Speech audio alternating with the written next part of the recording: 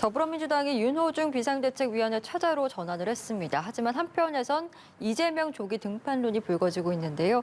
매우 적극적으로 이 같은 주장을 펴고 있는 김두관 의원과 얘기 나눠보겠습니다. 나와 계십니까? 예, 김두관 의원입니다. 예, 반갑습니다. 안녕하세요. 이재명 후보, 전 후보가 됐죠. 비대위 체제를 주장하고 계십니다. 단도직입적으로 쇄신에는 좀 역행한 것 아닌가 이런 생각이 드는데 부합한다고 생각하십니까? 다양한 견해는 있으시지만 이재명 후보가 대선에서 패배는 했지만 1,600만 표 이상을 얻었고 민주당에서 지금 가장 주목받는 대중 정치인입니다. 대선에서 약속한 정치 개혁하고 당 쇄신 작업에 직접 나서야 된다고 제가 보고 있고요. 예. 현재의 비대위는 당 쇄신과는 저는 거리가 멀다고 이렇게 생각을 합니다. 이재명 후보가 반드시 비대위원장을 맡아야 하는 것은 아니지만 예. 이재명 후보가 비대위원장을 맡는 것이 최선인 것은 분명합니다. 말씀해주신 것처럼 이재명 전 후보와 며칠 전에 이제 직접 통화를 하시면서 비대위원장 자리를 맡아줬으면 좋겠다고 요청하셨다라고 들었는데 글쎄요, 통화 분위기는 좀 어땠습니까? 제가 직접 나서야 한다고 말씀을 드렸고요.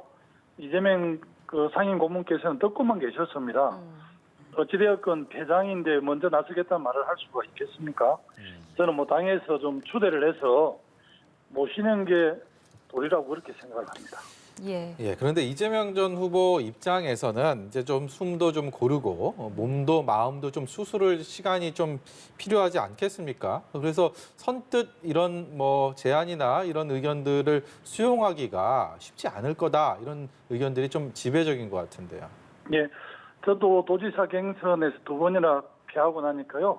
제가 몸과 마음이 굉장히 고단했습니다. 그래서 1,600만 표 이상을 얻고도 패배한 대선 후보가 얼마나 몸과 마음이 고단한지는 너무나 잘 알지만 예. 저는 정치는 쉰다고 쉬는 게 아니고요.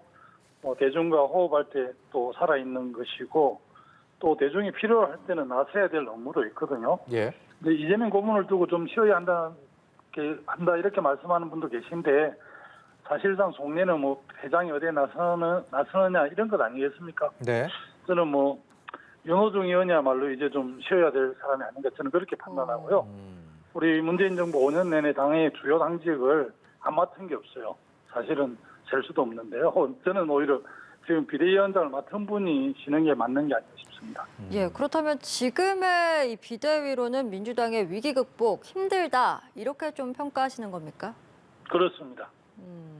비대위가 가진 과제가 2가지인데요. 하나는 6월 지방선거를 대비하는 일이고 두 번째는 당의 쇄신을 통해서 국민들에게 우리 당의 신뢰를 회복하는 일인데 윤호중 비대위로는 이 2가지 과제 어느 것도 수행하기 어렵다고 저는 그렇게 보고 있고요. 예. 이 2가지가 사실 밀접하게 연동이 돼 있습니다. 그리고 모든 쇄신의 첫 번째는 인적 쇄신인데요.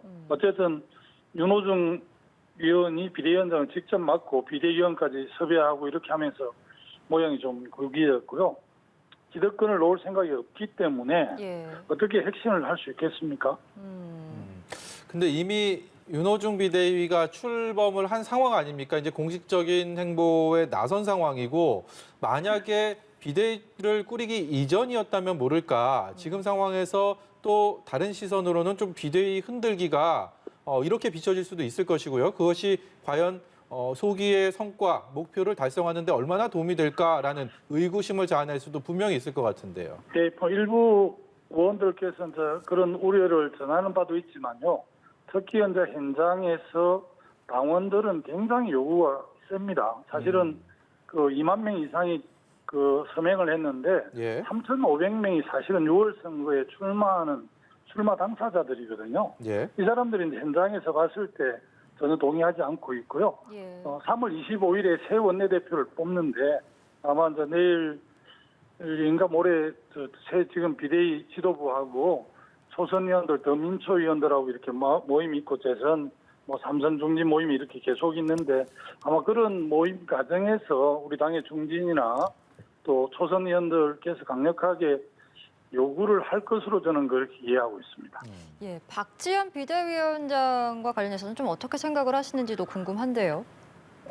우리 이번 비대위원들은 2030 또 청년 여성으로 이렇게 핵심적으로 잘 꾸려졌다고 보고요. 예. 박지원 공동위원장은 지난번에 어쨌든 N번방 추적하는 데 큰 역할을 했고 이번 대선 경선 과정에서 2030 여성들 압도적 지지를 견인하면서도 실력을 보여주셨습니다. 잘 선임된 것 같고요. 예. 다만 이제 이 당의 그 구조라든지 이런 시스템 이런 걸 바깥에서 오신 분들이 잘 이해를 못할 측면들이 있지 않습니까? 예. 이런 점들이 좀 걱정이 되긴 합니다만은 나는 새로운 청년 여성 비대위원들이 기존 국회의원 비대위원들보다 훨씬 더 선명하고 분명한 목소리를 좀 내주셨으면 좋겠다는 바람도 있습니다. 조금 전에 김두관 의원께서 이 초선 의원들도 본인의 뜻에 좀 부합할 것 같다라는 말씀을 해주셨는데 오늘 네. 또 여당 민주당 초선 모임에서는 윤호중 비대위 체제에 대해서 퇴진 요구할 계획은 현재로서는 없다라는 입장이 나왔거든요. 공개적으로는 뭐 지난번에 의원총회에서 그렇게 많은 의원들께서 지적을 했지만 사실 대외적으로는 그렇게 좀 다르게 알려졌던데요.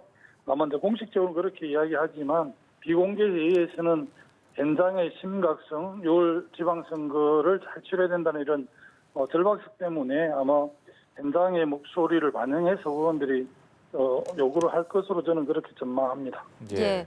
이번 지방선거가 이제 대통령 취임식 20여일 만에 치러지게 되지 않습니까? 그만큼 국민의힘의 분위기가 한창 이제 올랐을 때 선거를 치러야 되기 때문에 민주당으로서는 다소 좀 불리한 입장일 수밖에 없는데 주장하시는 바처럼 이재명 전 후보의 비대위 등판 시 승산이 있다라고 보시는지도 궁금합니다. 17개 시도 강력지방정부의 중에서 경기도가 이제 1,360만 인구를 자랑하지 않습니까? 최대 큰 지방정부인데 지난 대선에서 이제 경기도에서 5% 정도, 4.몇% 이렇게 합성을 했지 않습니까? 그래서 네. 경기라든지 인천, 또 세종, 호남, 뭐 제주 이렇게까지 최근 오늘 여론조사에 보니까 당 지지도 그렇게 조금 1%인가 높은 걸로 나온 여론조사도 있고요. 네. 예. 이번 지방선거에 대해서 상당히 민주당에 대한 관심도 갖고 있어서 저는 뭐 이미 어렵다라는 걸 전제해서 비대위가 하는 그런 부분에 대해서는 동의하기 어렵고 저는 지금 어쨌든 이번 대선 경선 과정에서 걸출한 그 개인의 역량을 보여준 이재명 후보가 어렵지만 비대위원장을 맡아서 이렇게 잘 이끌어주면 의미 있는 좀 싸움이 될 것 같다 이렇게 판단해서 이렇게 강력하게 후보가 고단하고 힘들지만 이 상황이 워낙 엄중하니까 좀 맡아달라 이렇게 요청드리고 있는 겁니다. 예. 오늘 말씀 여기까지 듣도록 하겠습니다. 감사합니다. 예, 고맙습니다. 예, 지금까지 더불어민주당 김두관 의원이었습니다.